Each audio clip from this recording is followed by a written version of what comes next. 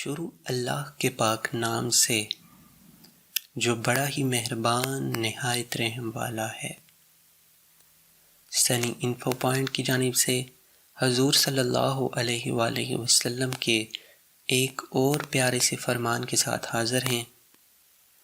حضرت محمد صلی اللہ علیہ وآلہ وسلم نے فرمایا، جو سورہ والشمس کی باقاعدگی سے تلاوت کرے گا تو وہ جہاں بھی ہوگا اللہ اسے نیکیوں کی توفیق عطا فرمائے گا، اسے زیادہ حافظہ عطا فرمائے گا اور وہ لوگوں میں باعظمت اور مقبول ہوگا۔